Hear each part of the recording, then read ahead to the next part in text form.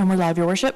Thank you very much, Madam Deputy Clerk, and good morning, everybody, and welcome to our regular meeting of Council this morning. We had a special Council meeting prior to this with a presentation from the Geosands Board, and here we are now in our regular Council meeting. I'll just make a quick note before we go any further that Councillor Eagle will be joining us again. She's just left for a short time to receive an award at the Wasaga Beach Public School, and she'll be back with us. So I would ask, ladies and gentlemen, that if you're able to, please rise for the National Anthem.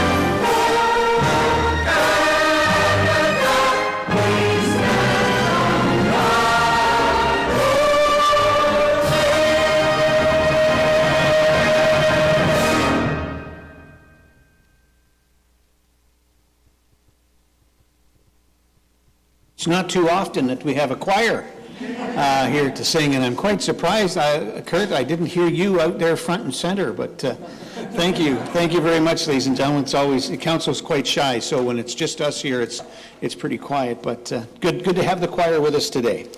All right, I'm going to look to Deputy Mayor Snell, please, for our land acknowledgement. Deputy? Thank you, Your Worship. Good morning, everyone. The town of Wasaga Beach acknowledges it is located upon the traditional territory of the Anishinaabe people of the Three Fires Confederacy. We also acknowledge that the people of the Wyandot Nation also inhabited these lands. We acknowledge that these nations were sovereign nations existing before the arrival of settlers. We respect the spiritual interconnection among these nations to the land and to the water. We also acknowledge that waterways near us have a long history predating European arrival. Since time immemorial, waterways were the lifeblood of the Indigenous people by trade and hunting routes. We are dedicated to inclusivity of First Nations, Inuit, and Métis people in our future stewardship of the land and the longest freshwater beach in the world. In the spirit of reconciliation, we welcome the opportunity of learning to be sustainable caretakers of the land and the waterways for all future generations. Thank you, Megwitch, Deputy Mayor Snell, and we'll now move on to item number 1.3. In the agenda, which is a civic award to some recipients today, and this is the Senior of the Year Award. And this year, we're presenting this award to two people.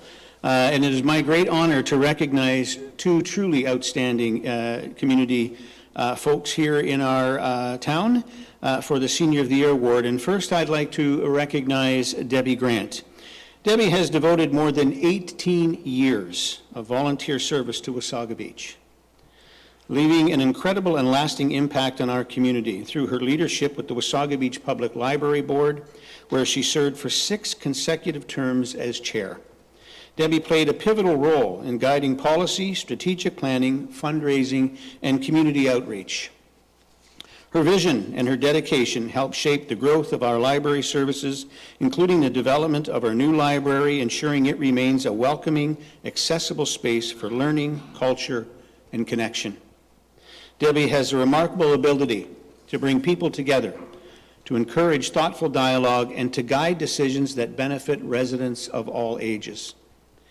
Even after retiring from the library board, Debbie has continued to serve through the Georgian Good Food Box Program and the Wasaga Beach Horticultural Society. Whether advocating for inclusive, no-cost programming or quietly supporting neighbors, Debbie exemplifies generosity, leadership, and a deep commitment to enhancing quality of life here in Wasaga Beach. And I can tell you that I know Debbie a little bit, and not only has she got the patience of a saint, but she is a wonderful, warm-hearted, and caring individual, and we are very, very fortunate to have Debbie and people like her here in our community. So please join me in congratulating Debbie Grant as our recipient, one of our recipients for Senior of the Year.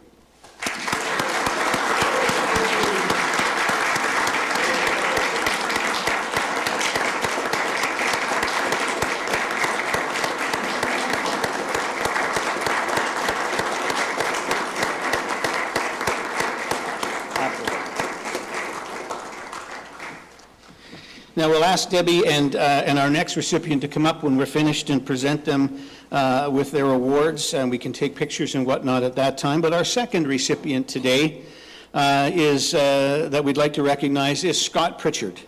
And Scott has made a tremendous impact on our community through his leadership with the Wasaga Beach Ministerial Food Bank. During a critical time, Scott stepped forward to help sustain this essential service when it was needed most. He played a key role in ensuring that 450 Christmas hampers, complete with turkeys, toys, and food, reached families and individuals experiencing food insecurity. Beyond that, Scott dedicated more than 100 hours per week over 6 months to help modernize operations, strengthen volunteer support, and stabilize services for more than 3,500 vulnerable residents. Scott's commitment extends beyond the food bank. He is known for his reliability, his humanity, and his compassion, mentoring others, assisting fellow seniors with technology, and helping with home repairs and insurance matters. His willingness to serve has created meaningful, lasting improvements that continue to benefit our community. Ladies and gentlemen, again, I have met Scott. I have talked to him on several occasions, a wonderful individual with a big heart and full of compassion. And I can tell you that if you're helping seniors with technology, again, you must have the patience of a saint. I can't tell you how many times my mom used to call me and say, the TV won't work. Great commitment, great addition to our community, and thank you, Scott. So please join me in thanking Scott as well.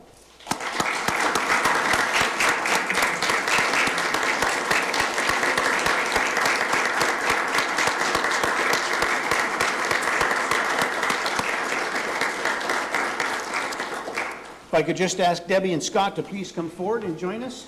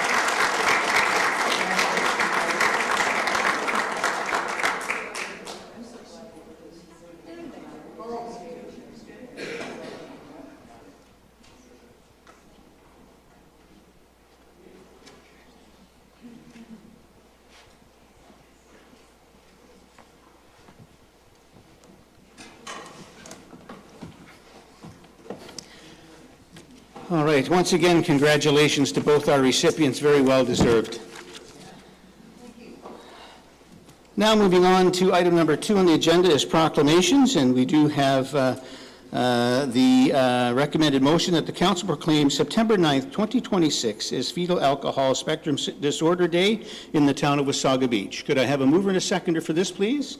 Moved by Councillor Tim, seconded by Councillor White. All in favor? That carries. And item number 3 is a disclosure of pecuniary interests. I have none before me at this time. If at some point throughout the meeting you feel you have a pecuniary interest, please let us know at that time. And then item number 4 is the adoption of the agenda with the recommended motion that the contents of the agenda of June 25th, 2026 be approved as circulated. Questions or comments on the agenda? Seeing none, a mover and a seconder, please. Councillor Belanger and Deputy Mayor Snell. All in favor? That carries. Item number 5 is the approval of the minutes. The recommended motion that the minutes of the council meeting held on June the 11th, 2026 be adopted as circulated. Could I have a mover and a seconder for this, please? Moved by Councillor Tim, seconded by Councillor White. Questions or comments? Seeing none, all in favor? That carries. And then the recommended motion for the special council meeting minutes of June 17, that the minutes of the special council meeting held June 17, 2026 be adopted as circulated. Questions or comments on those minutes? Seeing none, a mover and a seconder for this, please. Councillor Timms and Deputy Mayor Snell. All in favor? That carries. Under item number 6, which is presentations, we have Baker Tilly, SGB LLP, the 2025 audited financial statements presentation. And we have Jay Anstey here, a well-known friend of the community from Baker Tilly to present this. Good morning, Jay, and the floor is yours. Good morning, Your Worship, and members of Council. Thanks for having me here today. Happy to be presenting the audit results of the 2025 financial year. We'll start with the audit results for the year. We are here today presenting the draft consolidated financial report. The report is dated today as we present to Council for understanding and ultimate approval of the financial statements. It is a clean, unqualified audit report, meaning that the financial statements presented in front of us are free from material misstatement. That means they're presented fairly and accurately within all material respects. In addition to the financial statements, we do annually issue an audit reporting letter and a management letter. Those will be forthcoming to Council, but they do largely report that there were no internal control matters or significant issues to bring forward as a result of the audit. So again, a good, clean audit, and I will thank Jocelyn Treasurer Lee and her team for their work to get here today and through the entire audit process. Do you want to use the clicker there? Oh, yeah, sorry. And in addition to the annual audit of financial statements, we are engaged to do 2 additional reports. One is a review report on the compliance with the investment policy. And again, we're issuing a clean audit opinion or a review opinion on that there were no issues found and all of the investments that the town does have are in accordance with the policy set by the town. And then also an audit of the cemetery trust funds, which is an annual requirement for those to be audited. I'll go over a summary of the financial results for the year, and starting with the statement of operations. In front of us, we have a snapshot of the consolidated statement of operations. And largely, I want to point out that the financial statements are in accordance with public sector accounting standards, meaning they're in a little different format than you would use for internal purposes for budgeting or for cash flow planning. There's all sorts of different reporting styles. So one important factor are the 2 notes to the financial statement, that the budget presented here and the annual surplus look a little different than what Treasurer Lee's report does report. Note 23 does try to reconcile that to get back to the number that she reports in her report today. Looking at 2 key figures, though, I will look at the net expenses for the year of $572,000, so expenses greater than revenue by that amount. One important thing to consider is the financial results include amortization expense, and this is the accounting estimate for how assets are used up, the physical assets that the town owns. That's $11 million. So it is important to factor in that taxation revenue, water and wastewater revenue does budget for and accounts for $11 million of using and reinvesting in our own capital assets. So that operating small deficit does include council essentially levying taxes, levying rates to ensure that there is continued reinvestment in our own capital assets. The other figure I would like to focus on is the capital and other revenues of $41 million. These are revenues specifically related to the acquisition of tangible capital assets. $21 million of this is contributed assets, and those are assets, subdivisions that are assumed by bylaw. Once a developer has constructed them, they turn them over to the town. So $21 million of this is just an assumption where the town assumes operational control. Of course, there are operating expenditures that go along with this, but no other related actual outflow of cash. The remainder of capital revenues are related to grants or development charges, specifically used for the acquisition of tangible capital assets, as well as a gain on the sale of tangible capital assets that were sold during the year. And ultimately, the annual surplus of $41 million, and again, this is reconciled in Note 23 that we see here to the figure that is on Treasurer Lee's report today. And again, largely a result of the accounting estimates that aren't factored into her report that we factor into the annual financial statements, such as amortization expense, and then some other factors that Treasurer Lee does factor in, like the use of reserves or debt funding to purchase assets that aren't factored into the operations on these financial statements.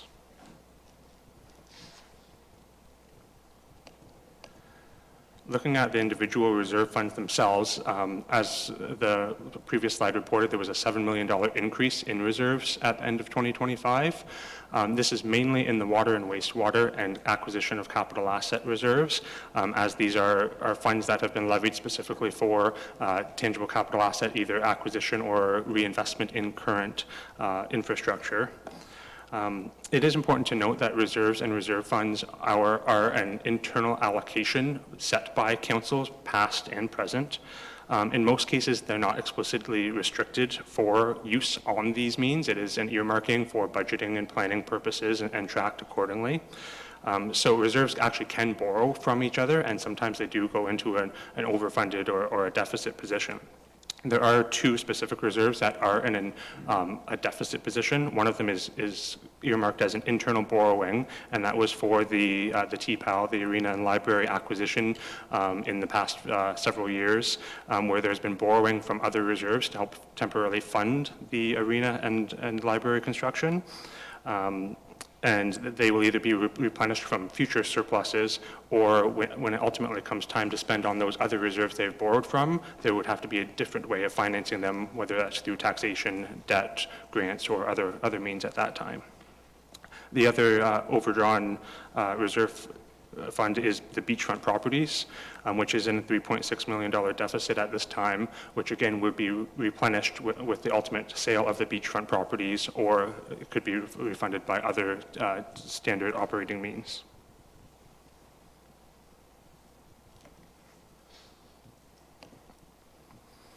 Looking at the accumulated surplus, this is the large number on the financial statements that I always like to point out, that $425 million of accumulated surplus is not consisting of cash in the bank. It is consisting mainly of the reserves that I just referred to, the $45 million, as well as the tangible capital assets, $354 million invested in the infrastructure of the town, the buildings, the roads, the equipment that the town does own. There is an increase in accumulated surplus this year as some of the tangible capital assets were reallocated and earmarked for as assets held for resale specifically, as well as the investment in government business enterprise of $21 million that does make up the remainder of the accumulated surplus. A key takeaway from the 2025 year is the, again, continued significant investment in tangible capital assets, and that's both the reinvestment in current infrastructure as well as growth-related additions to tangible capital assets.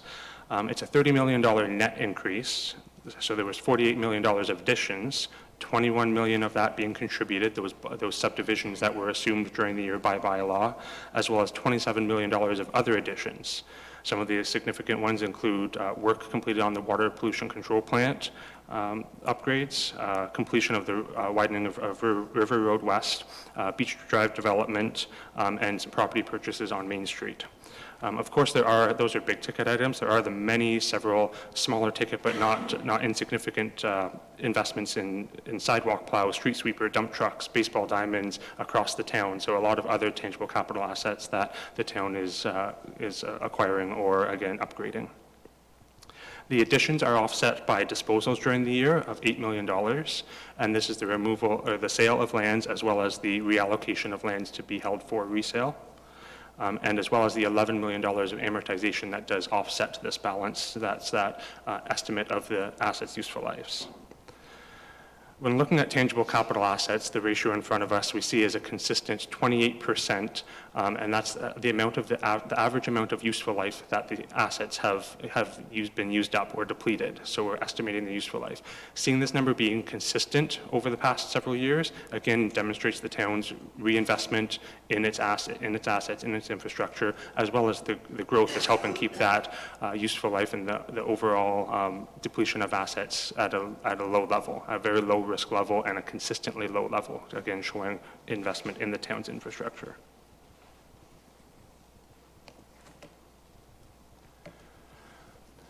How the town's tangible capital assets were funded during the year. Again, I mentioned the obligatory reserve funds were used during the year of $11.9 million utilized. The main decreases were $5 million in roads development charges as well as $2 million of government grants. One important item to note on here is the ending obligatory reserve balance of the Development Charges Act of $521,000. This is a net amount, so again, like reserve funds, there can be positive and negative obligatory reserve funds in that the reserves borrow from each other. So there are balances in the Water and Wastewater Development Charge Fund, the Public Works, Parks, and Fire funds. They're offset by two overdrawn funds in Recreation and the Library of $5.8 and $7 million respectively. So those funds are borrowing to offset spending from those, as well as the Roads Fund is down to $32,000. So it's essentially down to a break even. The key takeaway here is that the development charge funding should be a temporary means and that we expect to see this be replenished through future growth. So as additional subdivisions are developed, those should be replenished in that form. The other funding of tangible capital asset purchases during the year were loans of $3 million, and this was specifically for the acquisition of a Main Street property. Otherwise, there was no new debt taken on during the year, and there were 5 loans, including the 4 outstanding, 2 for beachfront properties and 1 for a streetlight retrofit that had occurred in prior years. There was one loan fully repaid during the year, and that was for a pumper truck and with regularly rescheduled payments. In terms of debt repayments, there was $1.8 million total spent on debt during the year, 1.4 of principal repayments, as well as $420,000 spent on interest. Looking at annual repayment limit of $11.4 million, this is only at 12.2% of the debt spending limit, so well below the capacity, and so there's more availability to take on debt. And debt as a percentage of total revenue is at 2.9%, so in a very low risk range compared to the amount of debt that is spent on what the revenue is generated.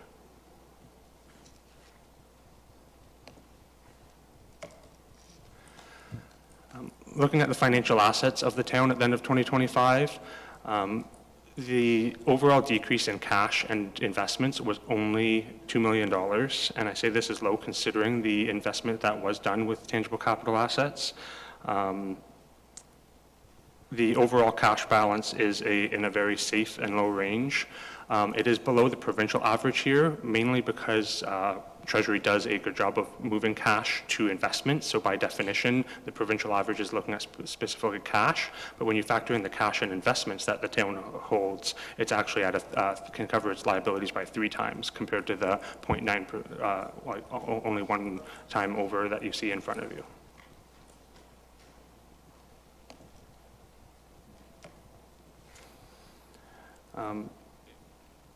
Despite the cash and investments balance decreasing of financial asset, we do see a financial assets overall increase of $8 million, and that is because there are other financial assets besides cash and investments that the town does have. So these are different financial instruments. A few newer ones or increased balances you see are the assets held for resale, and again, those are tangible capital assets that are now financial assets as they are available for sale.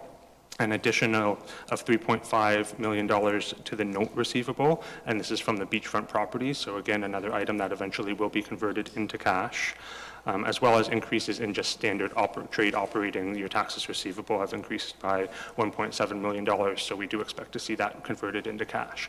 So again, while cash and investments have decreased, overall financial assets have increased. So there are significant available in the various instruments used. Looking at two specific financial assets, we always like to highlight the investment in government business enterprises. The first being Geosands, that was reported to council earlier today, that we did see a $600,000 dividend from Geosands in 2025. Also the $165,000 in interest from the note that is receivable from them, and then also the increase in investment from them, so that is their own equity that increases the value of the investment to the town of $789,000. So continued growth and return on investment from the Geosands government business enterprise.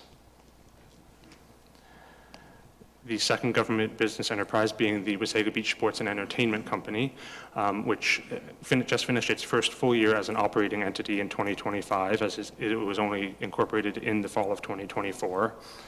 It had a small $78,000 loss for the 2025 fiscal year in its first year of operations, and overall an accumulated $140,000 decrease in the value of the investment at the end of 2025, with no returns on investment at this time.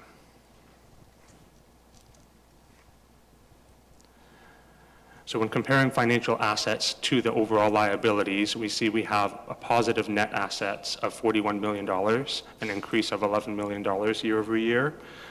So we're seeing that the total financial assets continue to outweigh and increase over the liabilities.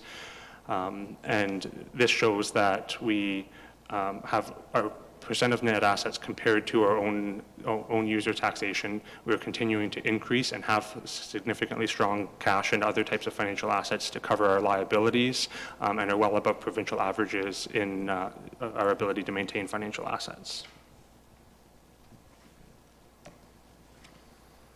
Those are the highlights I wanted to go over today, and I'll turn it back over to you, Mayor Smith. Thank you very much, Jay. Jocelyn, anything to add before I go to council?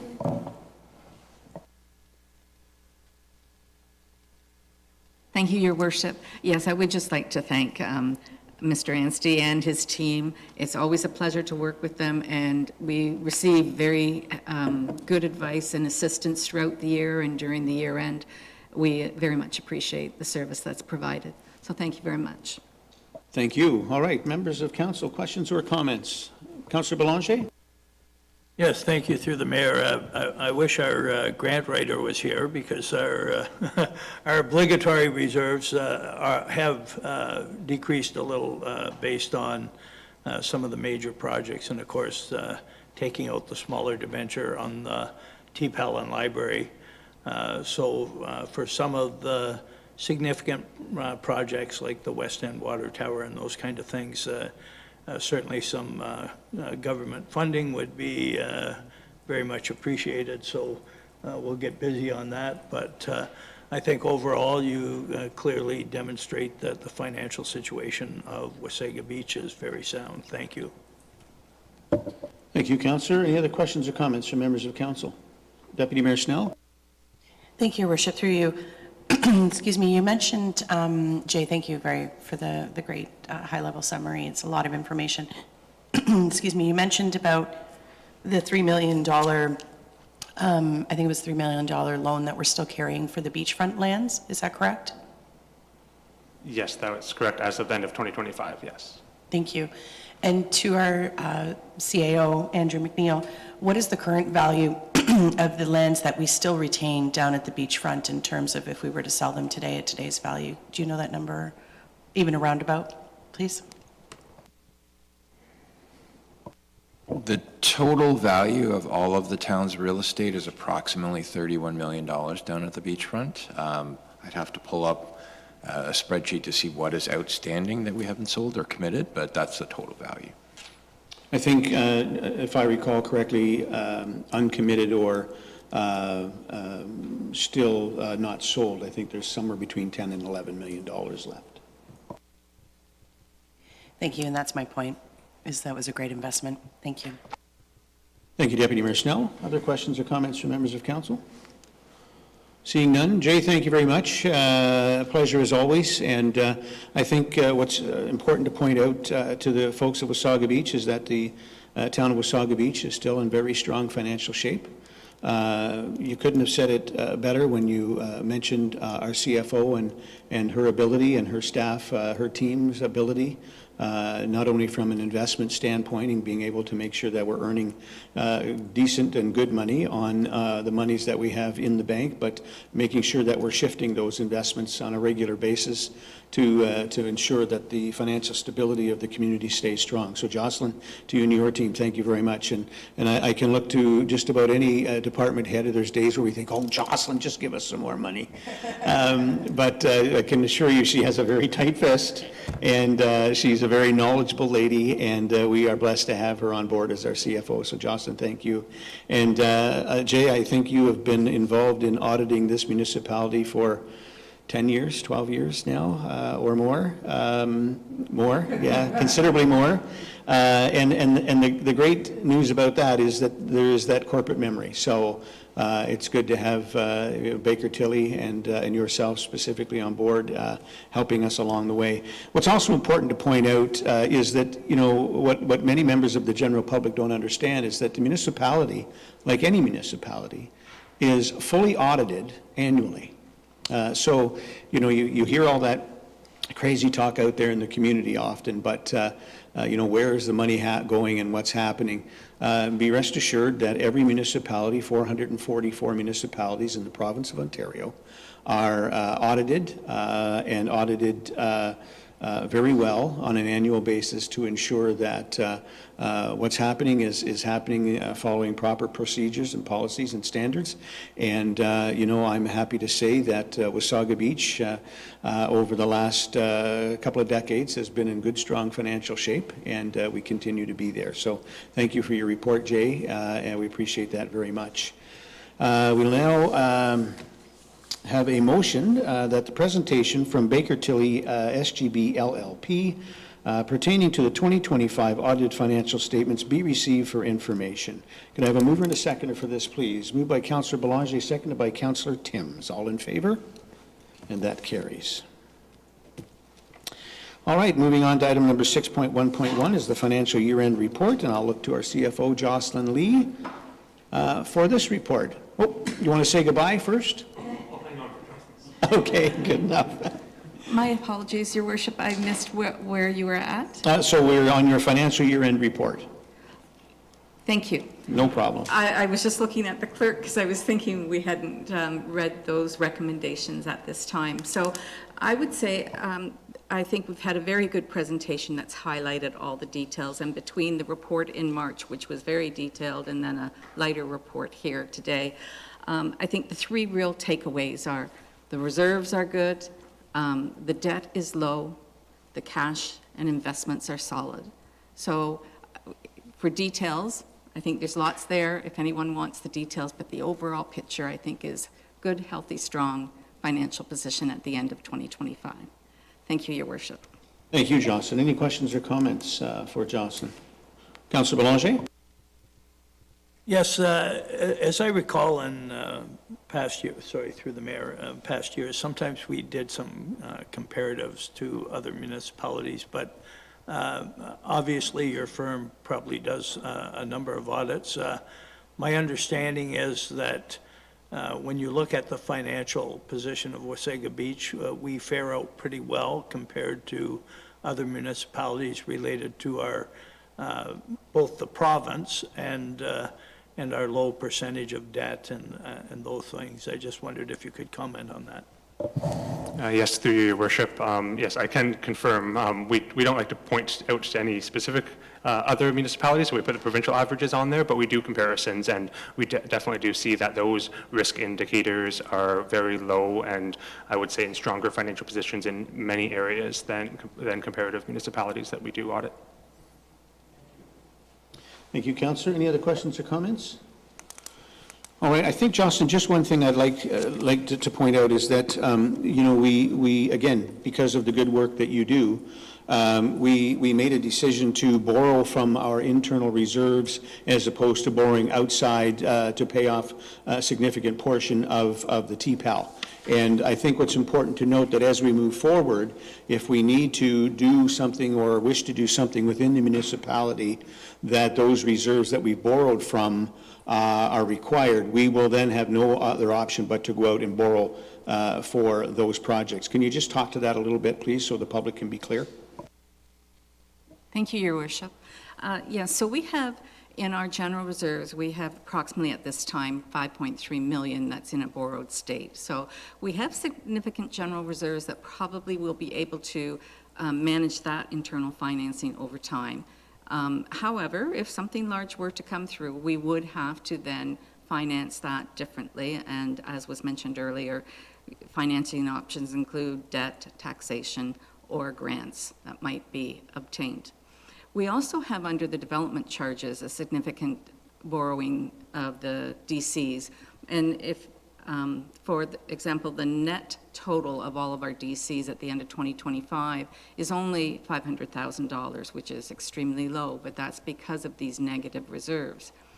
Depending on how the DCs start to flow through 2026 and 2027, we may be able to manage these internally, or we may have to then seek one of these alternative financing options to cover that debt so that the DCs that are meant to be used for their individual service levels can be used. So we will wait and see and manage this as best as we can. We have options, but we will have to possibly exercise one of those options depending on the flow of development within the town over the next year or two. Thank you. Thank you, Jocelyn. And I guess it's also important to point out that as we move forward on these large projects, we'll always be trying to get provincial and or federal funding to help with that, as we always have. And I think we'd be remiss without mentioning our grants writer, Carol Rio-Smith, and her ability, her excellent ability to write grants. And, you know, we see a lot of big numbers here today, but there is a lot of small numbers, and small numbers in the grand scheme of things, but 20,000 here, 40,000 here, 50,000, 15,000, 10,000 in grants that she has been able to secure for different items throughout the year or the years that certainly add up. And so I think it's important that we recognize Carol and her good work. And may I say, absolutely, Your Worship, Carol is excellent at what she does, and we all appreciate all those grants she brings in for us. Thank you. She's one of those, you hardly see her or hear from her, but she's got her nose down to the grindstone, and she's just finding money all over the place. So great job. All right, we do have a recommended motion under the financial year-end report that the report titled 2025 Financial Year-End Report to the council meeting of June 25th, 2026 be received, and that council, the additional 2026 carryover amounts as noted in Table 1 be approved, and that council approves the draft audited financial statements as presented at this meeting by Baker Tilly and attached to this report. Any other questions or comments from members of council? Seeing none, could I have a mover and a seconder, please? Moved by Deputy Mayor Snell and seconded by Councillor White. All in favor? That carries. And welcome back, Councillor, and congratulations on your award. All right. We're now moving on to item number 7, which is a public meeting. Public meeting under the Planning Act, new comprehensive zoning bylaw. This public meeting regarding the draft Town of Wasaga Beach zoning bylaw and affects all lands within the town boundaries. The public meeting is an opportunity for members of the public to learn more about the town's draft zoning bylaw. For council, this public meeting is not to engage in debate regarding the merits of the draft zoning bylaw, nor is it intended to be a question and answer session. It is simply to make council aware of the public's comments and to ask any clarifying questions. No decision is being made at this public meeting. And please be advised that you must make a request in writing if you wish to receive a notice on any decision of council regarding the draft zoning bylaw. To make a written request for notice at this meeting, please fill in the public meeting sign-in sheet located at the back table of the room here, and a member of staff will be available to assist you. We now have a presentation by our planning staff, and I'll look to our planner, Matt Ellis, who's done some great work for the municipality. Planning staff will now make a brief presentation and will provide further details with respect to the draft plan, Town of Wasaga Beach zoning bylaw. Good morning, Matt, and the floor is yours, sir.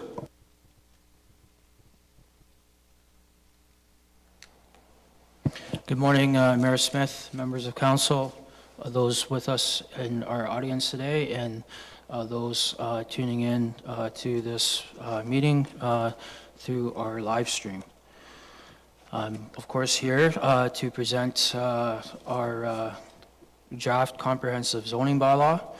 Formerly, it's called the comprehensive zoning bylaw because we have one bylaw covering the entire municipality instead of multiple bylaws that deal with different parts of the municipality. But for the purposes of today's meeting, I'll refer to it as simply the town's zoning bylaw. Quick overview of our meeting. I'll start with explaining why we're here, the purpose of today's meeting, what a zoning bylaw is, the provincial and regional planning framework, and where the zoning bylaw fits within that framework. Our current zoning bylaw, I'll give just a quick explanation of that, why we need a new zoning bylaw, how we engaged with our residents and other community stakeholders, and what we heard. I'll give a few highlights of our first draft of the new zoning bylaw, and then I'll explain next steps and how our residents and other stakeholders can stay involved. So why we're here, an open house and public meeting is required under the Planning Act prior to the adoption of an official plan, which we adopted last fall, or the passing of a zoning bylaw. The most recent open house for the draft zoning bylaw was held at the Wasaga Stars Arena and Library, specifically the Remax Room on May 26th, and we had two sessions, one from 3 till 5 p.m. and the other from 6 to 8 p.m. in the evening. The purpose of today's public meeting is to provide an opportunity to the public for sharing written comments and making oral submissions to council. So the zoning bylaw is mandated by the Planning Act. It implements the municipal land use policies established in the official plan. It's the legal tool to regulate the use of land and buildings and size of lots, location of buildings and structures, and height of buildings and structures, and other things like number of parking spaces, etc. The zoning bylaw was passed, the current zoning bylaw was passed by Town Council of the day in September of 2003, and has been amended numerous, or I should say countless times since. The zoning bylaw implements the official plan in respect of use permissions and zoning standards. So basically, the goals and objectives of the town's land use planning strategy is implemented in the official, articulated in the official plan, this document that I have a picture of here. And then we get into the minutiae of things, such as size of lots, setbacks, height of buildings, parking standards, et cetera, on a property by property specific basis, which is articulated in a diagram at the bottom of the slide.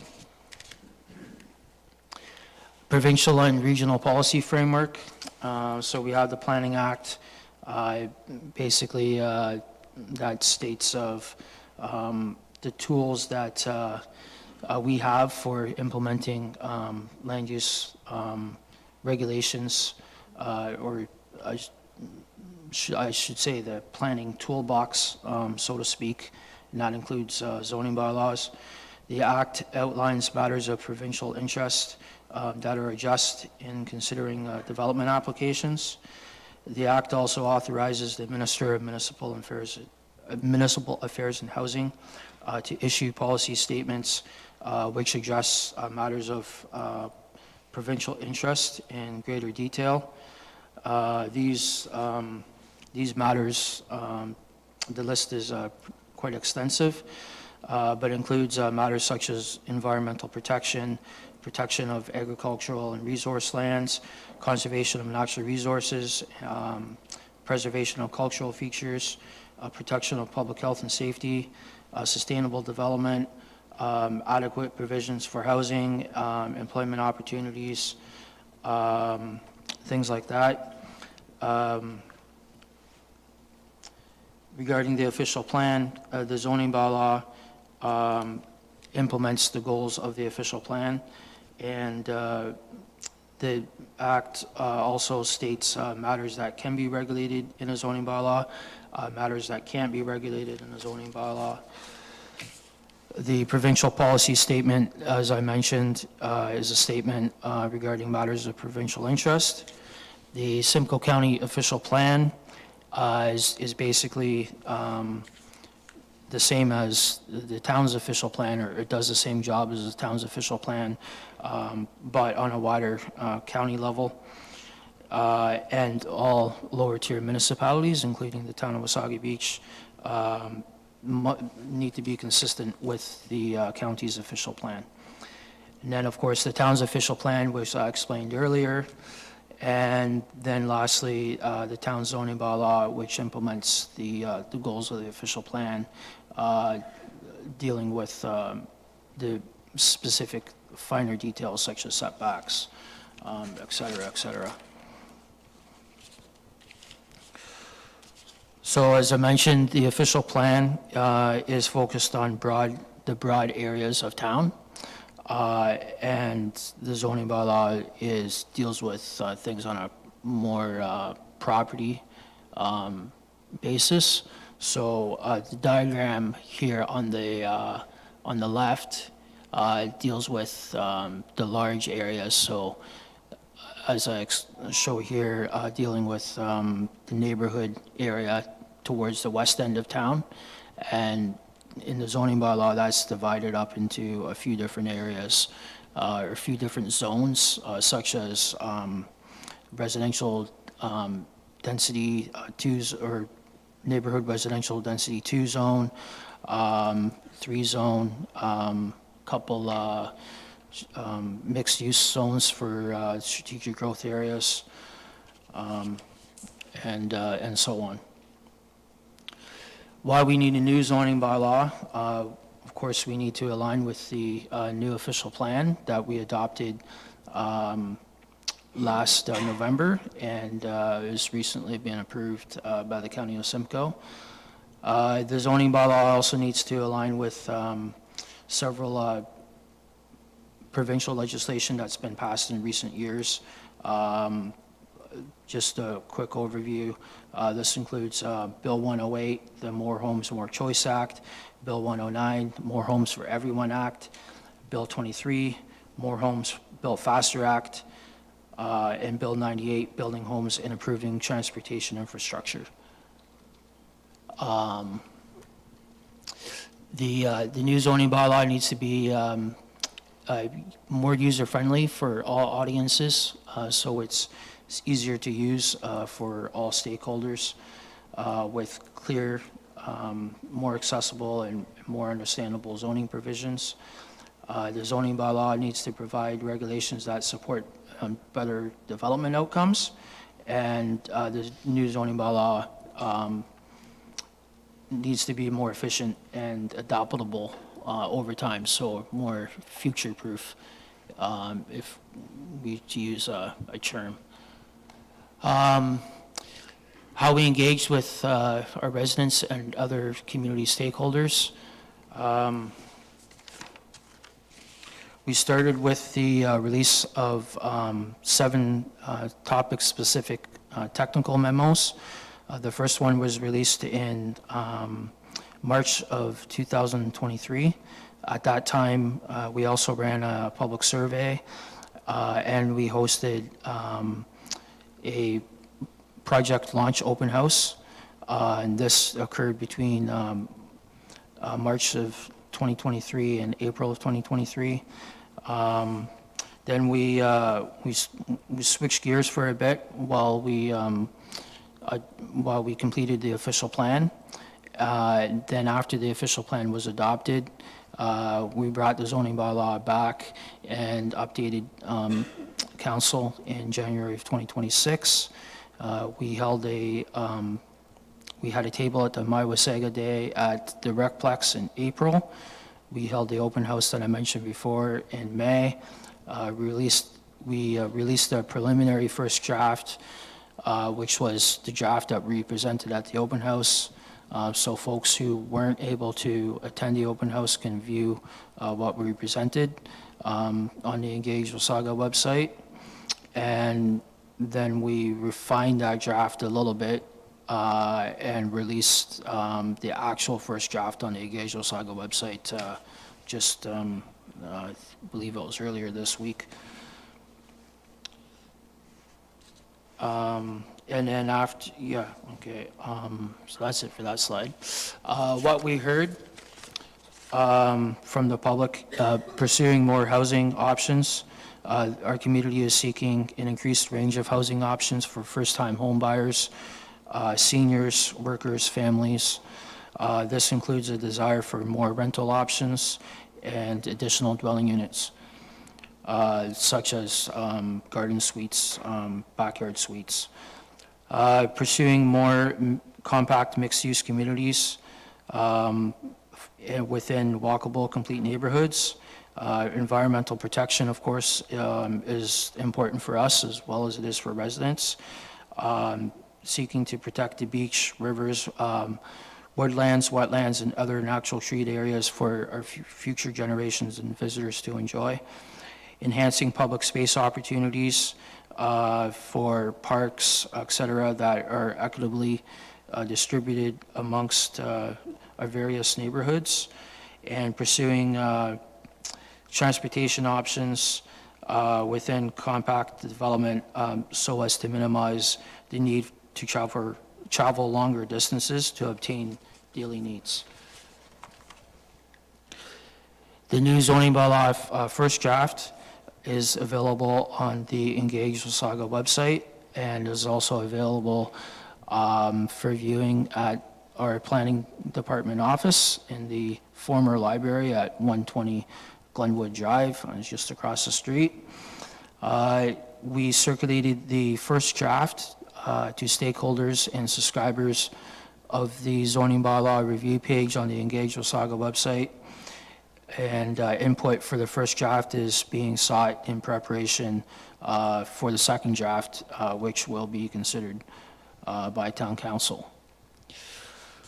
So a little overview of the contents of the first draft. Chapter 1 is general scope and administration. Chapter 2 explains how to interpret the zoning bylaw, classifications and limits of zones. Chapter 3 is general provisions that applies to all zones and specific uses such as drive-throughs, bed and breakfasts, et cetera. Chapter 4 is parking and access, a minimum number of parking spaces required for various uses, things like that. Chapters 5 through 11 are the zoning categories, and those are specific regulations such as setback, height of buildings, lot size standards that are applicable to each of the zones. And then Chapter 12 is where we get into the definitions for the various land uses that we have in the town. So a few things about our first draft of the zoning bylaw. Simplification, but not oversimplification, is a common theme that we really try to hone in on.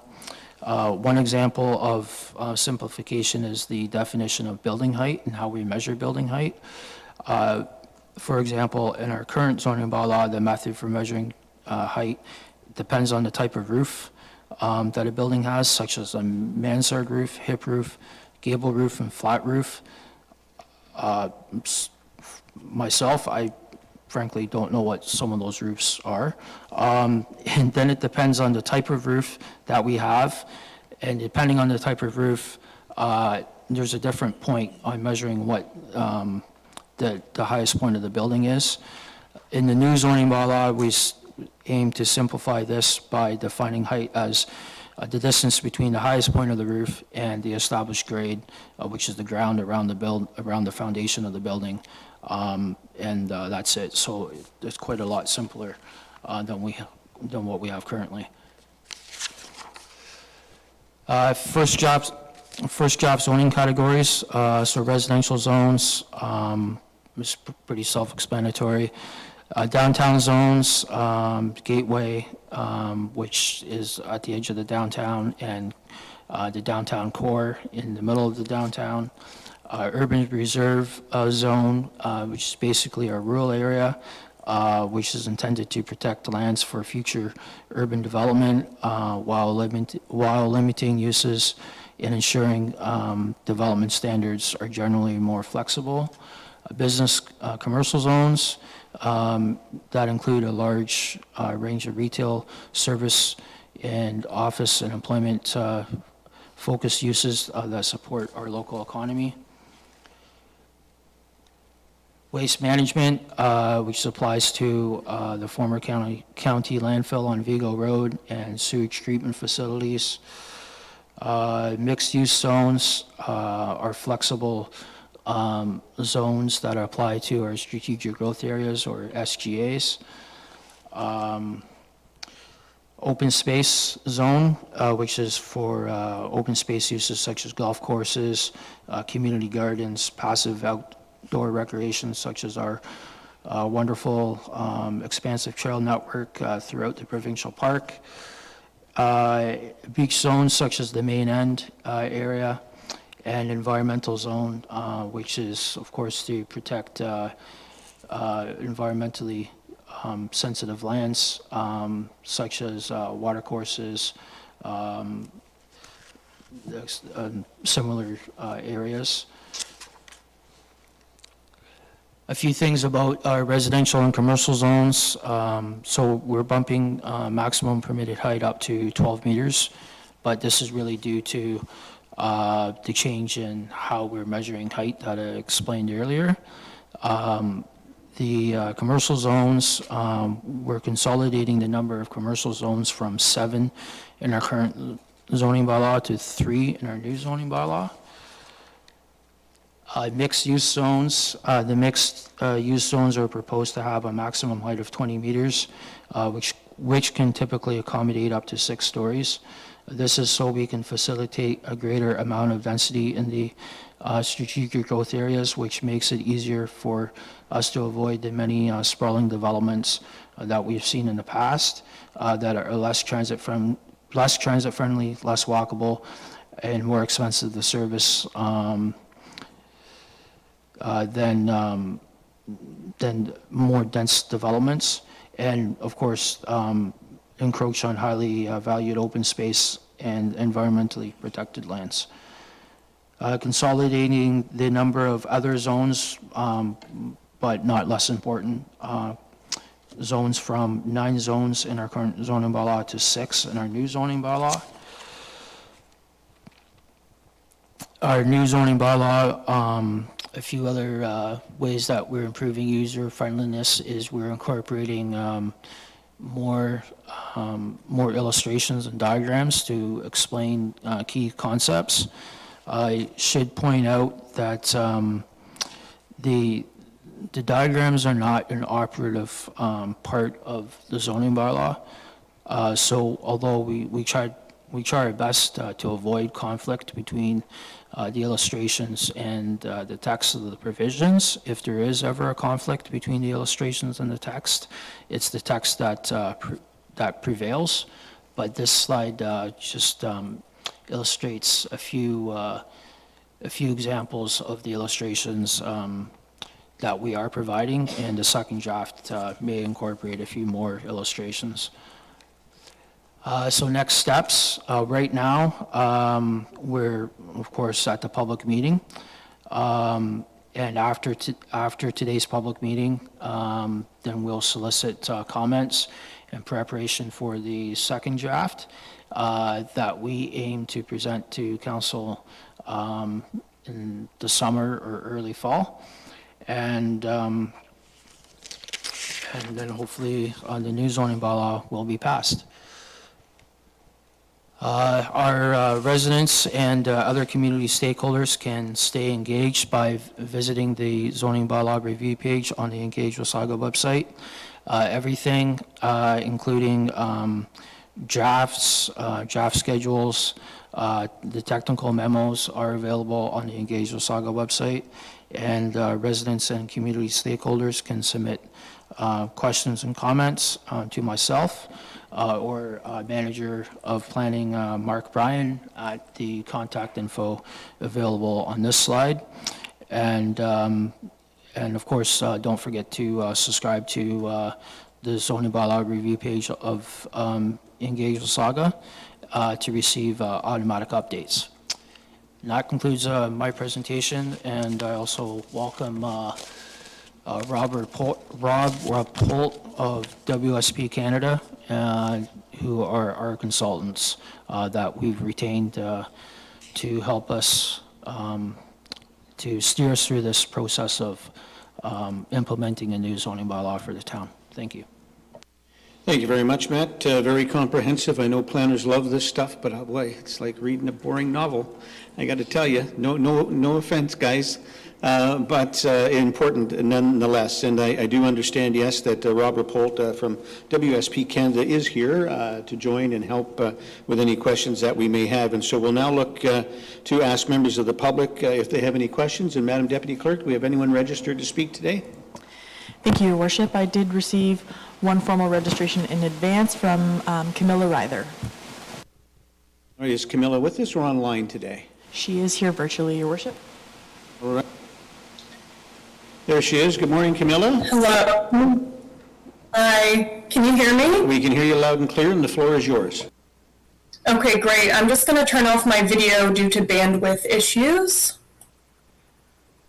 Okay. So, hi everyone. Thanks for having me. I'm Camilla Ryther, and Marcia Ryther is there in person today. So us, along with Paul Ryther, have submitted a letter regarding the new proposed bylaw. My plan is to read it out loud. The letter does have questions throughout, but I guess it was said earlier that this is not a question and answer period. So I guess our questions won't be answered today. Did I understand that correctly? Well, it is a question period for the public, and it's a question period, not a question period for council unless it's a clarifying question. So you can read your statement there and ask your questions, and then if staff can answer some of those questions today, they will. If not, they'll be taking note of them, and they will get back to you at a later date. Okay, excellent. Thank you. Okay, so I'm going to read the letter. To whom it may concern, we hope this letter finds you well. We are writing on June 23rd, 2026, regarding the new town zoning bylaw to express our concerns and seek clarification. Our primary concern is the zoning of the southern portion of Lot 26, Concession 6, with secondary concerns relating to the northern portion of Lot 26 and both the south and north portions of Lot 25, Concession 6. Below, we outline our concerns by theme, referencing the relevant maps or pages in the bylaw/official plan. So the first theme I have is just a couple general inquiries. So to begin, in Section 11, Environmental Protection Zone, subsection 10.4, Table 0-1 of the new bylaw, under the zone column, there is a designation of the capital letter E. which is not defined earlier in the bylaw as far as we can tell. We assume that it means existing. For example, for the permitted use of agriculture, it says capital E in the next column over. So the question is, if land is designated environmental protection but has an existing agricultural use, for example, growing crops, can that use continue? Okay, I take it you're pausing because you'd like an answer to that question before you carry on. Is that correct? Sure, yep. All right, I'll look to our Director of Planning, Trevor Houghton. Trevor? Thank you, Your Worship. So actually, the version that I'm looking at in the environmental protection zone does continue to allow agricultural uses. And if it didn't, and there was an agricultural use that was there that was legal before the adoption of this new zoning bylaw, it would be legal non-conforming in either case. So that's the answer to that question. Your Worship, not to belabor the point, but if we do have the letter, if she could just read out the letter, we'll try to answer the questions at the end, and what we can't answer, we'll get back to the individual. Okay, if that's great. okay. So if you want to just carry on throughout the letter, we'll answer what we can at the end today, and the rest we'll get back to you on. Okay, great, that's fine. So the next question is just where is the definition of what that capital letter E means? What page in the bylaw? If it's not defined in an earlier section of the bylaw, we suggest adding a definition of what it means explicitly. Now to the next theme, I have urban reserve versus rural zoning.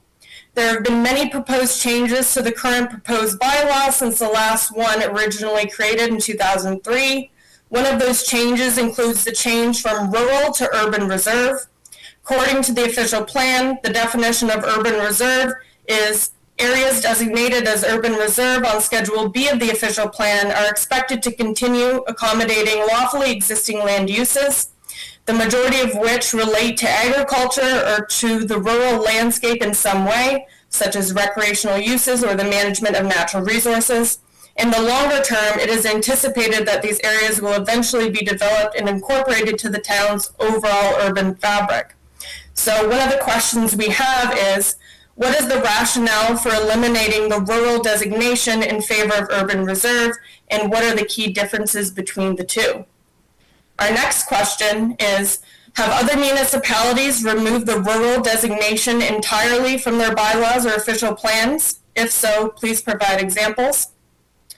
The next question is, for Southern Lot 26, Concession 6, also known as 26 Ryther Road, and Schedule A17 of the zoning bylaw, we're just wondering who created the small circular polygon designated as urban reserve, which was formerly zoned as rural, and why was it placed there?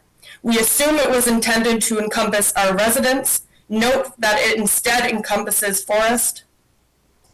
The next question is, if we disagree with the zoning extent and accuracy of a zoning polygon, within our property, particularly surrounding our residents, how does that get resolved? We are mainly concerned that the circular polygon designated as urban reserve, again, which was formerly rural, is not encompassing our residents, but is actually encompassing forests that is southwest of our primary residence. We are unsure of the accuracy surrounding this polygon. The next question is, for the north and south portions of Lot 25, Concession 6, the 2003 bylaw designated the lands entirely as environmental protection. In the current proposed bylaw in Schedule A17 and in the official plan in Schedule B1, they now appear to be approximately 5 to 10% and about 75% or so urban reserve, respectively. What is the rationale for this change? And we just have a couple follow-up comments about the southern half, Lot 25, Concession 6. This area, including the forest and Little Marl Creek, is a significant wildlife corridor and one of, in our opinions, the most ecologically rich habitats in the township, supporting diverse terrestrial and aquatic species. For example, we have witnessed the following, but not limited to deer, bear, possum, raccoons, squirrels, coyotes, porcupines, waterfowl, songbirds, partridge, amphibians, turtles, snakes, and crustaceans. It also connects Springwater Township and surrounding county forests, enhancing habitat continuity for many species. The proposed urban reserve designation on Schedule A17 of the bylaw and Schedule B1 of the official plan is therefore concerning due to the ability for future development on this land.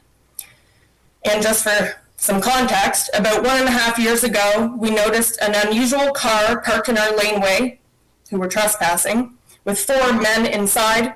We asked them what they were doing there, and they pointed across the road and said, "We bought that land." So our question is, has the zoning of that land changed from environmental protection to urban reserve, knowing that in all likeliness it's planning on being developed? And just a further comment to emphasize our position. We hope to see the final version of the bylaw conform to the old bylaw designation of environmental protection of Lot 25, Concession 6. Removing potentially about 75% of forests in the south lot will be a detriment to crucial habitat for many species in this area and the surrounding forests of spring water due to the connectivity this land provides. And just another question about this theme. For the northern lot 26, Concession 6, portions of the front and back have been rezoned from rural to urban reserve. Given that the Little Marl Creek runs through the lot and frequently floods, at times extending beyond the midpoint of the property, we have witnessed firsthand, why was this land, or at least a portion of it, not designated as environmental protection? And will a zoning change be considered in light of these flooding concerns? We're mostly, just wondering why it's urban reserve when we know that a portion of that polygon floods. The next theme, and the final theme we have, is natural hazards. One of the questions we have is, for lots 25 and 26, Concession 6, when comparing the natural hazards overlay in Schedule A17 of the proposed new bylaw, which is a dotted black overlay, and the natural hazard overlay in Schedule G, which is greenland areas of the official plan, which is a dotted red lines polygon overlay, the overlays are different. Why do they differ? To us, a natural hazard is a natural hazard, and we're just wondering why they don't line up.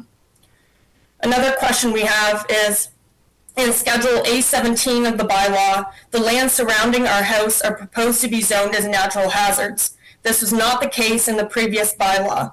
As seen previously in the official plan, Schedule A6, consolidated in 2020, the circular polygon is designated as rural only and surrounded by natural hazards.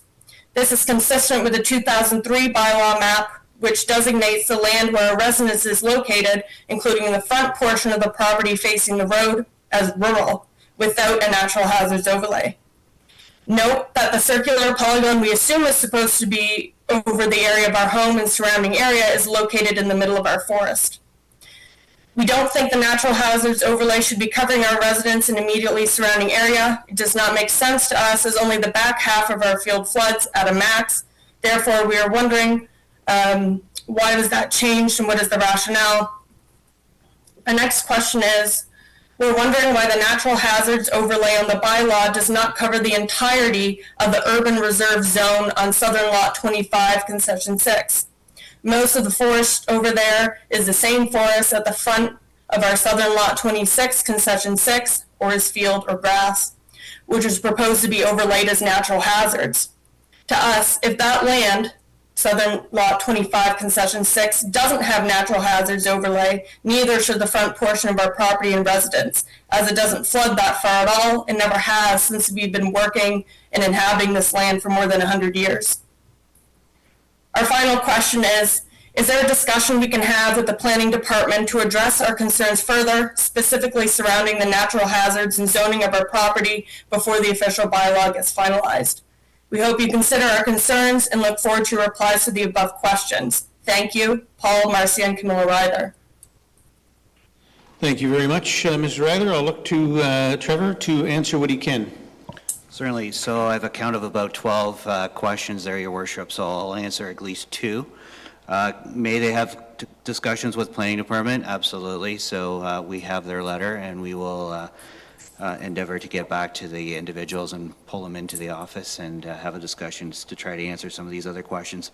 The natural hazards overlay is actually something that is being put into the new zoning bylaw as a result of the new official plan, And it's just to reemphasize and bring to people's attention that their lands are also covered by the local conservation regulatory permitting area.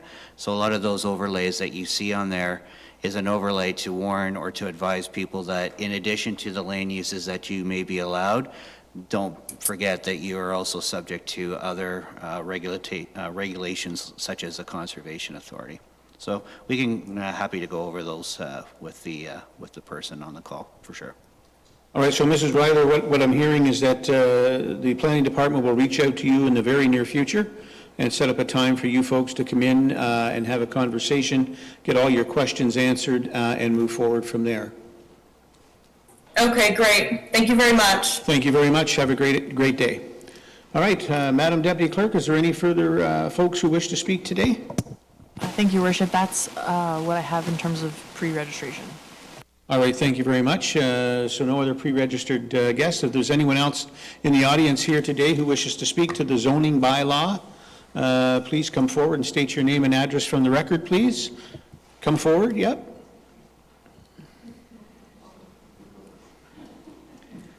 The silver button in the middle of the mic, I ask that you press that. Give us your name and address for the record, please. Hi, it's Kurt Lehman, 181 Woodland Drive. We just had a discussion who's going first here, so I guess there's a lineup of speakers today. I did submit previously a PowerPoint presentation to do a deputation to the council. However, they suggested I speak at this meeting instead, and the presentation was not vetted for this meeting, so you will just have to listen to me speak instead of seeing a visual. I'll be very brief. In the presentation, we heard a little bit about diverse housing for this and comments from feedback that you received. I'd like to just address this a little bit in regards of expanding housing options in Wasaga Beach. We realized that we were missing a medium density housing component in Wasaga Beach, which we kind of termed labor force housing. Why should we look at expanding housing options? One of the aspects is for more equitable access to housing types and neighborhoods. Increased economic vitality with support for local businesses and housing. Smoothing out the growth pattern through gradual construction of multiplexes can address sustainability, climate adaptation, equity, and neighborhood vitality. When I looked at the official plan for Wasaga Beach, there were some housing goals that were determined. So the town has established the following targets for the mix of densities among all new dwelling units to be achieved by 2031. 55% of that is low density, 30% is medium density, and 15% as high density. What we're trying to look at is more the medium density housing component, that 30% that we're trying to achieve. One of the things I'm looking at is the sixplexes. And so what are the key details on a sixplex policy? First of all, the definition of a sixplex. A sixplex is a building on a single lot with 6 dwelling units, often featuring units stacked. What are the things that need to be addressed in this policy is zoning and locations, permitted as of right in specific areas. Another aspect is parking, setbacks, landscaping, fees such as permits, development charges, etc., and then the funding and financing of these sixplexes. For instance, now CMHC, under the MLA Select program, has some very exciting incentives for sixplexes. And I think we should, as a community, kind of look at this while those options are still open. The other aspect from the town's official plan was about housing affordability.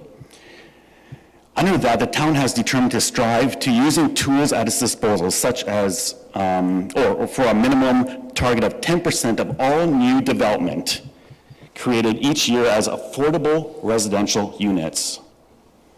The town wants to, by considering various grants incentives, such as relief from development charges, building permit charges, or planning fees, or the provision of cash in lieu of parkland dedication or cash in lieu of required parking for proposals that include affordable residential units.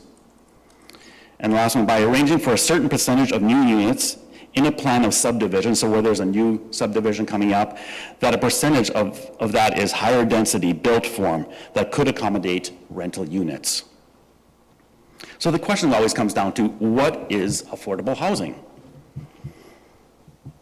So as it pertains to rentals, not as purchase, but if we look at just rentals, affordable rental, the term is based on 30% of a median income. So in Wasaga Beach, the median income was determined to be $78,600. So based on that, 30% of 78,600, the rental price that would be deemed as affordable is $1,956 per month. So we're talking less than $2,000 per month as the rental price on a unit to be deemed affordable. As we can see in Wasaga Beach, most rentals are well above that mark, which creates a problem, again, for, I believe, our labor force, where we see a lot of service entry-level jobs in Wasaga Beach. So to break that down even further, who would qualify for that $1,956 per month affordable rent? How much money do you need to make? Well, to achieve that $78,600, it would require two people earning $20 per hour to get at that $1,956 mark. While we know our minimum wage is well below that $20 mark right now, you would not even qualify to be deemed in that affordable rent. So that's why we're proposing to try and build some affordable housing, or attainable housing as we term it, especially for a labor force, where we see Wasaga Beach now exploding, excitingly, things happening for Wasaga Beach. However, some of the jobs that we are attracting would not be classified as high-end paying jobs, a lot of service entry-level jobs. And I think as a community, we need to look at that before we have what I deem an emergency crisis of not having housing to house our labor force that will be required to drive, to fulfill the positions in our new developed businesses. So I just briefly want to touch on that. As it pertains to zoning, there's options now to see if we can look at this one small piece of a housing component in the bigger picture of our development and housing in Wasaga Beach. Thank you. If you have any questions, I can. Thank you very much, Kurt. I think staff have been taking the notes. Did you have anything to respond with so far today, Trevor? Thank you, Your Worship. No, it's obviously, this is a public meeting about the zoning bylaw, and Mr. Lehman's raised a lot of good points. I think we can look at the new zoning bylaw. It talks about duplex, fourplex, triplex.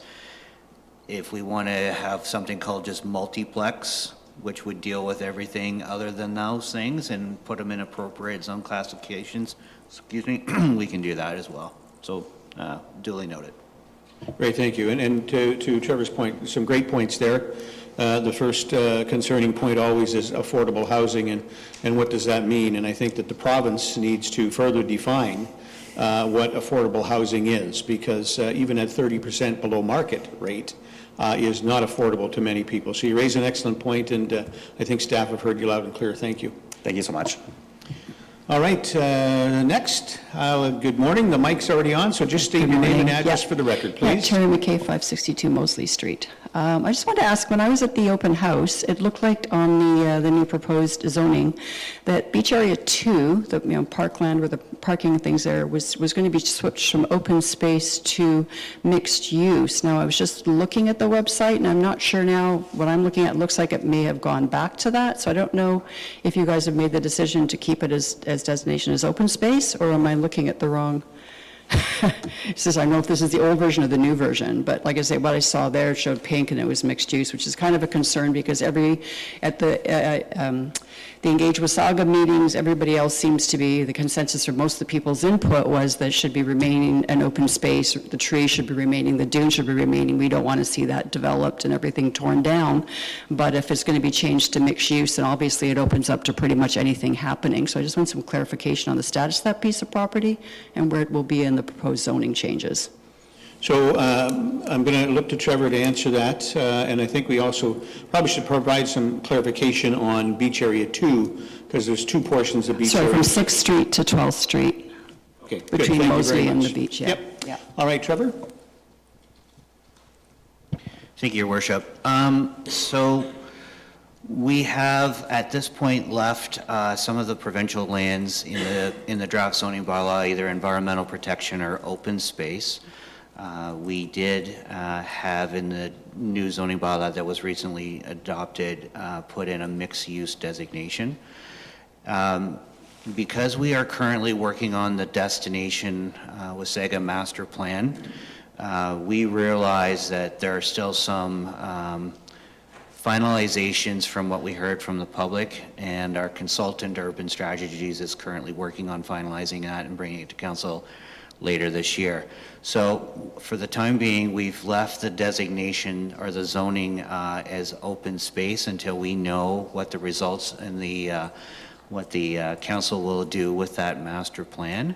And then we'll follow suit with zoning changes, whether it's going to be a part of the comprehensive bylaw today, or if we leave it and try to rezone it at a later date. So it's still very much in flux. So again, I reemphasize it's a draft zoning bylaw, it's not the final version. So that might help explain why we're where we're at currently. Okay. So I believe the council will receive the master plan back sometime in July, late July, early August. Is that correct, Andrew? Yes, so we're targeting August to bring the master plan forward. If I could just add to what Trevor has mentioned, in the public meetings, what we have shared is that Beach Area 2, essentially from 3rd Street to 12th Street, the majority of that will be parkland, preserving dunes, boardwalks, etc. But there are parcels within that overall larger block that we would try and target some tourist attractions. So we want to maintain some flexibility to be able to pursue those. Because again, we don't know today exactly what those will look like. A mixed-use designation provides a bit of flexibility for us to do those kinds of things. Could I just add that if it is go mixed use, even though this current council and staff might be saying that, well, we want to protect it, we're not going to take down the tunes, we want to maintain most of the trees. The problem is if once you open that to changing it to mixed use, it means anybody in the future could decide we're just going to sell it, it's going to become condos, it's going to become commercial. So, you know, verbal guarantees of we're just going to keep it eco-friendly. It's a big concern when you change that open destination to the whole property, you know, being now considered, you know, mixed use. So I would just say, you know, if there's more place to put, you know, public objections to this, or, you know, that this should be, like I say, I was at all those meetings, and I felt like every single group was very, very concerned about there being minimal interference of that area, like things like expanding washrooms make sense, you know, the little amphitheater that's there, like improving upon that, but the thought that all those, you know, hundreds of years old of trees and those things could just eventually get ripped down because now we've decided that, well, it's zoned like this, so we can put up anything we want, is a huge concern for the future. So I think there's a lot of public sentiment that would support that viewpoint, so thank you. Thank you. All right. Any other members of the public who would like to come forward and speak today? If so, please come forward, state your name and address for the record. I'll ask another time. Anyone in the public wishing to speak, come forward and state your name and address for the record. Third and final time. Anyone wishing to speak today, please come forward to the podium and give us your name and address for the record. All right. Seeing there is no one else wishing to speak today, for those members in the public in the audience who did not register but would like to speak, well, no, we've done that part, sorry. All right, I want to thank everyone for being here, and I'll now look to members of council if you have any clarifying questions from today's meeting. Seeing none, all right then, we will now move on. If there's nothing further from members of council, and no other questions, further comments and questions regarding the draft Town Wasaga Beach zoning bylaw, I will now declare this public meeting closed. Moving on in the council agenda, now to item number 8, delegations. We have none today. And item number 9, staff reports.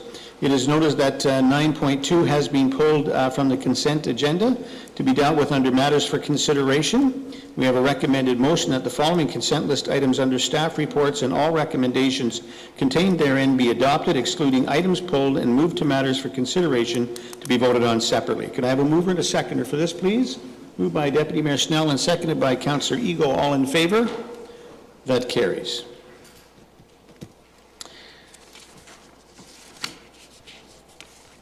Moving on to item number 10, matters of boards and committees. And we have a recommended motion that the consent list items under minutes of boards and committees be received for information. Any questions or comments on matters for boards and committees? Seeing none, could I have a mover and a seconder for this, please? Moved by Councillor Tim, seconded by Councillor White. All in favor? And that carries. And item number 11 is matters for consideration, and we have the first item that was pulled by Deputy Mayor Snell, and this is with respect to the 2026 Community Event Sponsorship Application for Rocking the River. Deputy Mayor Snell? Thank you, Your Worship. I was a bit surprised to see this come forward. I know I've attended this event. It's a fantastic event. It's growing. I think it is does support tourism driving because kayakers are quite enthusiastic and will travel a distance to come to a unique event like this. My concern is the $5,000 ask. That's my first question is, historically, we've supported $2,500 to this organization, not-for-profit organization that operates this event, and my question is why the ask for $5,000? Who would I author that ask? Is Sandra? Thank you. Hi, good morning, through you, Your Worship. Scott is not able to attend this morning, and I will be here to answer any questions you have about this report. So the application received is just related to increasing costs related to this year's event. That's my understanding. Does that answer your question? Thank you, through your worship. It does and it doesn't to a certain degree. Like I wouldn't have an issue necessarily if they were adding another element or they were, something was being added to it rather than just sustaining. I can see like their cost increase for participation has gone up considerably since the beginning. $60 to participate when I bring my own kayak. I'm not, costing anything to be in the water. Of course, there's great investment in the bands and whatnot. But I don't know, it just isn't really sitting with me. I'm not comfortable with the 5,000. I'm comfortable with the 2,500, but I would also like to ask perhaps that staff take this back after decision today to create a stronger policy around event sponsorship or whatnot, because I'm a bit confused. I'd like to see it come forward to council, perhaps at the time of budget, so that we don't get these one-offs coming in occasionally and really not fitting for what the purpose is. Because if the recommendation is to take it from not sponsorships, but the grant funds that are left over from the community grant requests, those are very specific and not being around operations. It's more about expansion or capital. Maybe Jocelyn, if you could further clarify that. Jocelyn? Thank you, through your worship, to Deputy Mayor Snell. So staff are currently revamping our policies and procedures around the grants program, including the sponsorship. So we should have that done in the coming months. However, we do budget with the intent of expecting in-year sponsorships because things do happen throughout the year. So we set a budget of approximately $40,000 for organizations to grants, and that goes through the committee program. And then we have a separate budget from that for what is generally proposed as new events, and the monies for this event would be coming out of that new event sponsorship budget line. So what we need to be clear on is what is the purpose of using that second budget pot of funds for, and do these types of renewed events qualify for that? So we're looking at all of that together, and we'll come back to council with a proposal at that time. And so the monies for this particular one, we do have funding in the budget for it, separate from the organizations to grants. Thanks. Sandra? Thank you, through you, Your Worship. Some of the things that we're considering when we're reviewing our current policies are whether the town is in the business of supporting first-year operations for events to help bootstrap them and get them off the ground. Are we in the business of just helping to continue to buoy and support multi-year programs, so events that are not in their first year? There are all kinds of funding programs through the province, lots of models. We don't need to reinvent the wheel. We're just trying to provide council with some recommendations in terms of which lanes we think that we should be in as a municipality. For example, we get funding from the province. Some of that funding only supports an event in its first year, once again, to get it off the ground so that then we can go and look at the business case and see if it makes sense and where we need to tweak things to make sure that it is sustainable. And we'll be looking through that lens as we look at our own policy. Deputy Mayor Snell? Thank you, Your Worship, through you. And that's exactly my point, Sandra, is that, you know, first-year events, getting people launched and situated and stabilized, 1,000%. 6 years in, you should be stable on your own. And I know that we support the Blues Festival, for example, and that has been a year-over-year sponsorship. The Blues Festival is a 3-day festival that brings in just a tremendous audience and obviously is a great benefit to our residents. And a lot of that as well is in kind, whether it's our stage, whether it's our pylons, whether it's garbage cans, whatever. If this organization was asking for in kind to support what they were doing, that would be a little different, I think, than cash in hand. So for me, I love the organization, I love the event, don't get me wrong, but I cannot support the $5,000, and I would put forward a friendly amendment or to the recommendation that instead we go with the previous $2,500 as in years past. Thank you. All right, so if you're wanting to put an amendment on the floor, do you have a seconder for that, Deputy Mayor Snell? You wish to second that, Councillor Timms? I'm sorry, Your Worship, I was hoping to speak, so it has to be seconded to speak, correct? Well, Yeah. she's now put that on the floor, so we need a seconder to do that. Okay, all right. I would like to speak to the original. And we will go back to that, but we have an amendment on the floor now that by the deputy. If someone seconds that, we need to deal with the amendment first and then go back to the original. Thank you. Councillor Fay, you will second it? All right, so moved by Deputy Mayor Snell and seconded by Councillor Ego. Madam Clerk? Sorry, Your Worship, and just to clarify, it's that staff be directed to provide a $2,500 community sponsorship grant to Wasaga Arts Alliance on behalf of the Rock and the River event to assist with offsetting associated event cost. Is that Yes, the amendment? that is correct. Thank you. All right, so we need to vote on the amendment first, and we can now debate the amendment if you like, and then we'll vote on it. If that passes, it's finished. If not, we'll go back to the original motion. So the next then on the list is Councillor Timms. Did you wish to speak to the amendment? Your Worship, I think that would be fine. I could speak to the amendment.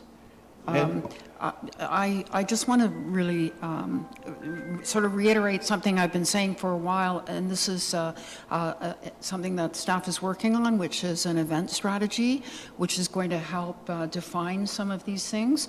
I think that the trouble that we have with this request and is because we aren't being given the information what is the extra $2,500 needed for how it will shore up the event, how it will make it a better event. I enjoy this event year after year, both on the water and then on the land, and I think it's wonderful for the community.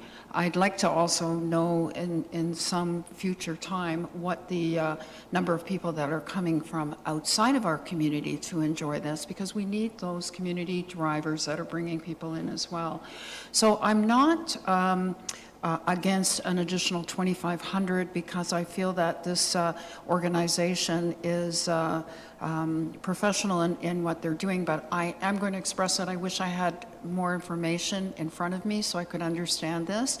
I fully support the town coming up with a better way of delivering grants and sponsorships, and especially in the event world, and I hope to see that as soon as possible. I know staff is overloaded with so many things, and event strategy just gets a little bit realigned in the list of to-dos, but I'm not against the $2,500.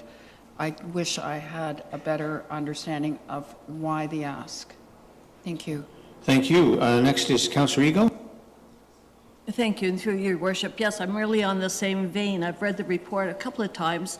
So each entry does pay $60, and then the request just says blanket for artists. So I'm with you. It's a great event, so I'm not knocking, absolutely love it, but I would go for the $2,500 this year and have more details on it and why the ask. So thank you. Thank you. Councillor White. Thank you, Your Worship.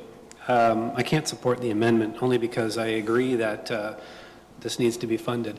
One of the things that I always see in not only in our community, but in every community is those with the talent seem to get asked to do something for free all the time. And I don't know how many of these bands have played this event year over year over year and don't get paid at all, or maybe get paid with some sort of in-kind free kayak rental in the future. I don't know. But this is kind of one of those situations where transparency is needed for sure. I agree with Councillor Timms on this. And yes, an overall event strategy, especially when it comes down to reporting and stuff like that. Like, we should be knowing, how many people are coming to this event from out of town and how many of them are locals. Like, there's a lot of that goes into that strategy as well too when it comes to acting on good data. So I'm going to support it only because I feel like I've been through this event many times down the river, sometimes by accident on the same day, sometimes with intention.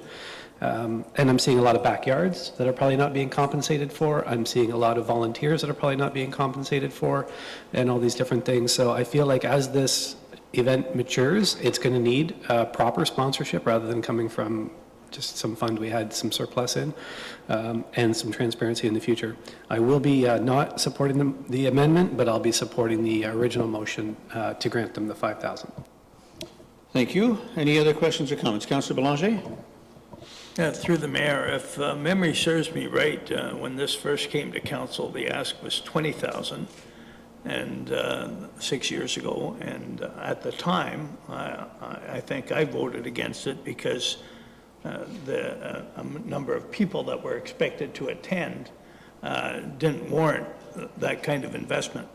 But certainly being involved in events and knowing how costs increase, the same as municipality costs and family costs have increased, I would not support the amendment either. I will support the 5,000, but I do believe that, the amount of detail and, how much sponsorship did they raise on their own?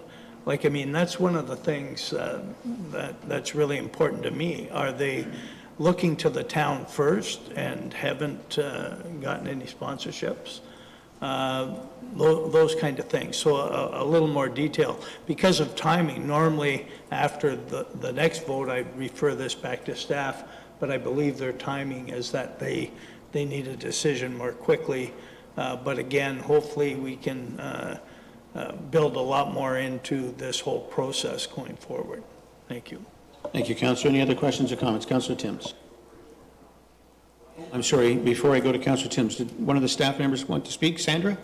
Through you, Your Worship, I just want to reiterate again that as part of reviewing the policies and the event strategy, part of that is also clearly indicating again whether or not this is a funding stream to support a first-year event, whether this is a funding stream to provide ongoing capital funding for events that are not in their first year. So we are going to be looking at those things, as well as tying more deliverables, more clear definition around what the town gets in return for this funding, whether that's sponsorship, recognition, all kinds of different things. So those are all parts of the things that we are currently reviewing. Right. Councillor Timms? Thank you, Your Worship. I want to add to my comments that this is a tricky event to really track. The number of people that can sign up, register, rent their kayak, it makes the number appear to be very small. But we do know, if you're attending the event, that there's so many people on the river that are residents, that have family there, that create wonderful opportunities to bring friends and relatives. So that river becomes alive with far more people than I think they're able to truly count in the big picture of things. So it's definitely a unique event for our community, and something that we do need to support in whatever way we can, but we do need more information to understand what that kind of support should look like, and is it fair across the board. All right, so there's no other comments. Deputy Mayor Snell? Thank you, Worship. I appreciate everyone's comments, and to Councillor Belanger's point about costs increasing and whatnot, it's true. There are many competing priorities that we have here as council to make decisions on. There are many great events that are launching new or in the creative, baby infant stages. Looking at their website, they're sold out. They offer a paddle for 4 hours, so there's likely 2, if not 3 heats to run through the day. I recall in the past, there were probably at least 50 in my group, at minimum. I love that they're expanding with the Voyager canoe experience, but for that, it's $100 an individual. So it isn't like anybody's getting subsidized on this. I really strongly feel that we should offer them the $2,500. That is a gift. They should not have pre-sold the extra $2,500 that they're asking for. So I think it's respectful to their budget and to their planning purposes. But I strongly sit with the $2,500, and I just appreciate an added word to that. Thank you, Your Worship. All right. I'm going to make some comments, and then we'll go to the vote on this amendment. I couldn't agree more with you, Councillor Timms, that, we do have a process in place currently where we have a grants committee that looks at these types of things. Because this is where it is and what it has come to council. And my concern is it comes to council with very little or no information as to why. And so it makes it difficult for us to make an informed decision. The very fact that we're giving any organization money, I think we have a policy, and correct me if I'm wrong, where if you're going to be coming back and asking for money, we need to see your financials. I understand we have seen some financials on this, and I will look to our CFO in a minute to maybe help us out with that. But the other thing is that, this comes to us as a Rock in the River event, but it is on behalf and the grant is going to the Wasaga Arts Alliance, which I understand is a charitable organization, not a charity where you get a receipt back that you can necessarily write off, but it is a charitable organization. And so if this event is running for a charitable organization, I would like to know how much money is actually going to the charity as opposed to operations. So it is an amazing event. It's a great event. My wife participates in this event often, along with many of her friends. They enjoy it. It is run very well. Jenny and her team are just amazing at what they do. Free Spirit is a great corporation here in the town of Wasaga Beach that does a lot of great camps and whatnot for kids and so on and so forth. But at the end of the day, I need to have a better understanding of this myself. And so I'm just going to look to Jocelyn. Jocelyn, is there some more information you can possibly give us around this before we go to the vote? Thank you, Your Worship. So financial statements were submitted with the application for the 2025 fiscal year and projection for 2026. And it's a small nonprofit. Most of the costs were related directly as direct costs for paying the bands. That would be 50% of their budget probably was going to that. And then smaller costs that they would incur in order to coordinate the day and have everything provided. I do not recall seeing any monies being donated to any other organization or to charitable purposes. It was strictly the costs that this organization was incurring, and their bottom line was basically a break-even bottom line. So very minimal costs, and I'll say under the 30,000 mark, and probably a little less than that, and then basically 50% of it at least is payment to bands. Does that give you enough information for what you're looking for? I don't know if it's enough, but it's all we've got, so we'll have to work with that. I guess the other thing I want to point out is that, in the past, and as should be in the future, just as anyone who is supporting any type of event, we need to have a very clear understanding given to any organizer that the town is giving dollars to as to what we expect in return as a sponsor. And I would think that for an event this size, $2,500 or $5,000 is a major sponsor. And I can tell you that in the past, when I've come down the river, I see very little that's labeled Wasaga Beach. I see lots of tents that have Clearview on it. And I don't know if Clearview is a sponsor or not. And so, you know, when we receive sponsors for events we do, those sponsors expect a certain level of sightline, if you will, to their corporation and to their support. And so I think that we need to really hammer that out as well. I would be happy to support the $2,500 as we have in the past, but I simply cannot support $5,000. So I'm going to now have the clerk one more time read the amended motion, please, Madam Clerk, to vote on that first. Thank you, Your Worship. That staff be directed to provide a $2,500 community sponsorship grant to Wasaga Arts Alliance on behalf of the Rock in the River event to assist with offsetting associated event cost. All right, you've heard the question. Any further comments? Councillor Timms. Thank you, Your Worship. A question. So if this does not pass, do we go back to the original motion? Yes, we do. Thank you. Deputy Mayor Snell. Thank you, Your Worship, through you. Again, just looking at their website, I was incorrect, and even though it's sold out, it's offering 10 start time opportunities. Usually those groups are 30 to 40 in size, so we're talking quite a sizable budget. And when you look at sponsors at the bottom of their homepage, Playtime Casino, Stone Ridge Insurance Brokers, and Mountain Life. So they do have corporate sponsorships as well. Councillor Belanger. That's not really off topic, but when, with our grant program, it used to be that council would each make recommendations, and we turned that over to staff. And I think it would have been very helpful if this would have had a staff recommendation. If it has staff recommendation, then we know at least staff reviewed it and basically felt it was, you know, appropriate to ask for the additional money. This is just sort of, the conclusion is that the event is asking for more money. Again, I know how difficult it is to run events and the number of volunteer hours and everything else, and, you know, I'd like to think there's a very good reason, so I'm going to not support the amendment, but...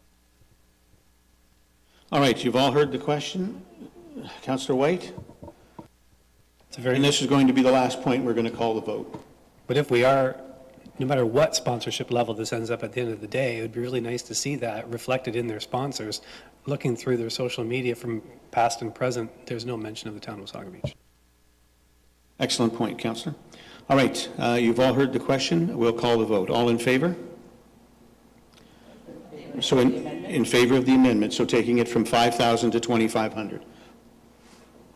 All right, and those opposed? That is a tie vote, and so it fails. So we now go back to the original amendment. And the original amendment is that the report titled to the council meeting of June 25th, 2026 be received, and that council approved community sponsorship for the Rock in the River event to be hosted on August 8, 2026, and that staff be directed to provide a $5,000 community sponsorship grant to the Wasaga Arts Alliance on behalf of the Rock in the River event to assist to offset associated event costs. And we need a mover and a seconder for this, please. Moved by Councillor White, seconded by Councillor Timms. Recorded vote, Madam Clerk. Thank you, Your Worship. Councillor Belanger. In favor. Councillor Ego. Opposed. Deputy Mayor Snell. Opposed. Councillor Timms. In favor. Councillor White. In favor. Mayor Smith. Opposed? That motion fails, which results in no community sponsorship. Thank you, Your All Worship. right, thank you very much, Madam Clerk. Moving on to item number 12, recommendations arising from boards and committees. We have none today. And council requests for staff reports. You've seen the list attached. Any questions or comments on the staff reports? Seeing none, we're moving on to item number 14, notices of motion. We have none. Item number 15, notice where motion has previously been provided. We have none. And we now go on to item number 16, which is our bylaws, with a recommended motion that the following bylaws be received and to be deemed to have been read a first, second, and third time and finally passed. And is one bylaw, 2026-49. Any questions or comments on the bylaw? Seeing none, a mover and a seconder for this, please. Moved by Councillor Ego, seconded by Deputy Mayor Snell. All in favor? That carries, and this meeting is adjourned.